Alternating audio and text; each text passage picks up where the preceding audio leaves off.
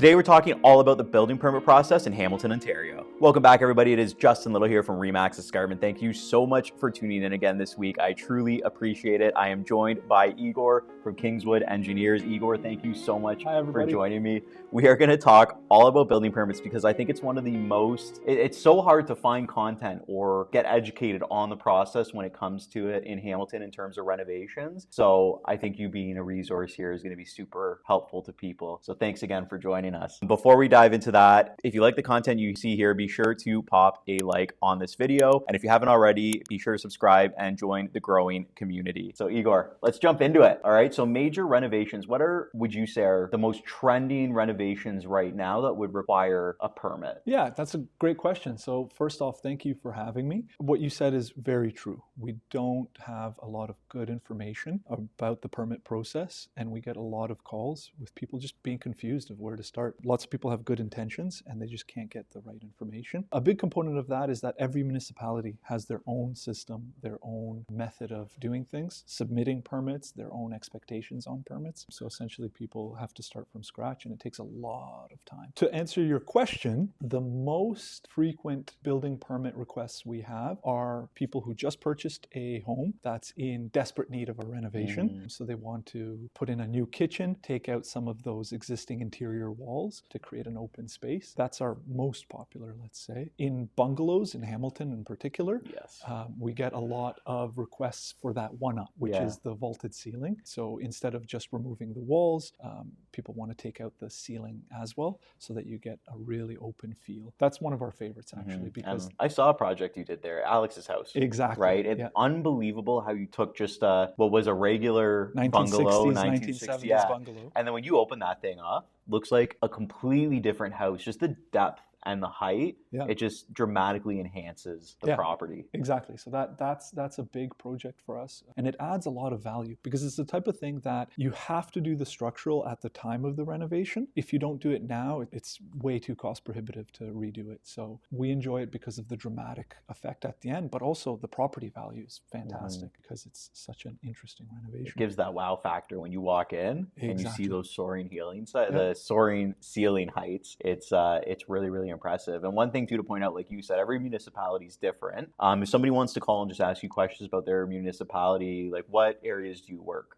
mainly? We work maybe an hour's drive from Hamilton anywhere. So from Welland all the way to Etobicoke. We kind of stop at Etobicoke. We don't do too much Toronto. But you go up Brantford way? Yes, not so much. Our focus really is Hamilton, Burlington, Oakville, but we have done a few projects. Okay, and then jumping into the Hamilton specific, the permit process. So say somebody wants to do that open wall renovation. What would the process look like for somebody to go through it? Like what step-by-step needs to be done? Great question. So the permit process involves two major things. Number one is the zoning review, which addresses what you're allowed to put on your property. And number two is the building code review, how to make something. So for interior renovations, it's really streamlined because you don't have to do the zoning component because you're not making any changes outside.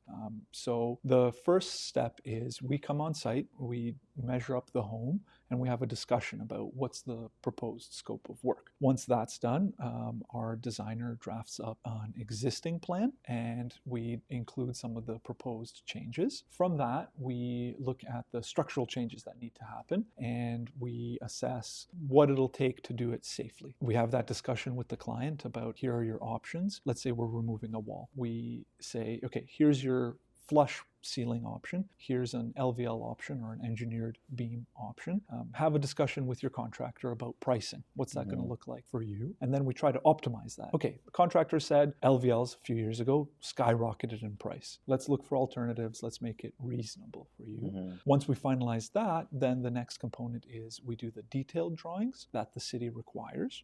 We submit those. The city generally has a pre-examination where they make sure everything's been submitted submitted that they require. And then it goes into a 10-day, what's supposed to be a 10-day review process. But understandably, the city has been overwhelmed. From that, they give us feedback. Hey, this particular municipality wants also this included. Not a problem. That gets done, submitted, and then once your permits are approved, you're allowed to start work. I will say concurrently, while that permit process is happening, we generally encourage people, okay, now you've got your plans. That is a great opportunity for you to get multiple quotes from contractors. And because you have the plans, you can get really comparable quotes.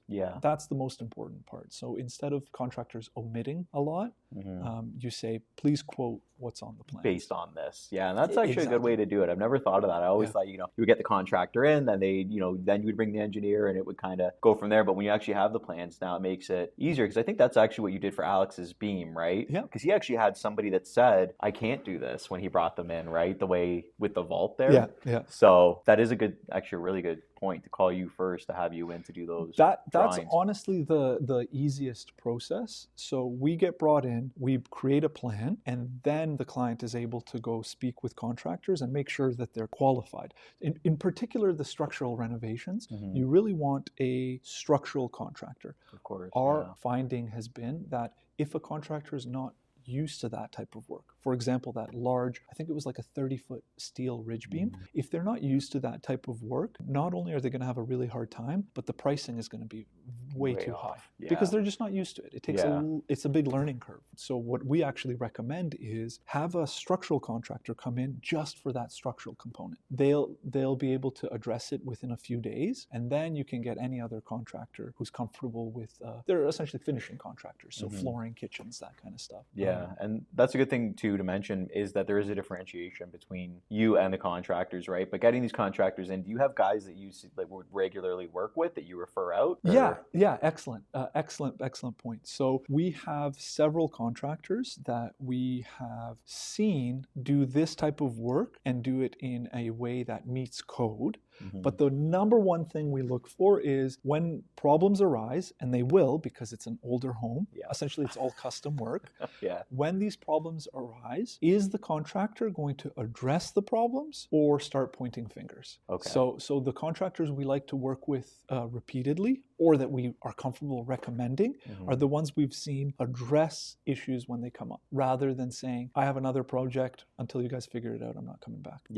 That's a big issue. That's a great point, because unfortunately we do see that a lot with contractors, where they might run into an issue or they overbook themselves and they're looking for an excuse to go to another job or delay a job and so forth, right? So having those trustworthy guys do it, and you've seen their work and you know it's good, that helps. Because somebody that's starting with this that doesn't know what they're doing, you might want to reach out to Igor as the first point of contact, and then that's how the journey can start for that wall removal, right? Exactly. And typically when we provide a quote, depending on where the site is, whether it's Hamilton or Etobicoke or St. Catharines, we say, here's the 2 or 3 contractors that have worked based off of our designs and work based on permits. There's a few contractors that don't want to work with permits. For smaller projects, I can almost understand their perspective. For larger projects, that is a big red flag, because inevitably it's going to come to a point where the city says something, and if you have to retroactively get it up to code, that is a very expensive proposition. Absolutely, right. And we do see that, unfortunately, with people doing it without permits or small jobs and stuff like that. What type of work in a house would require a permit?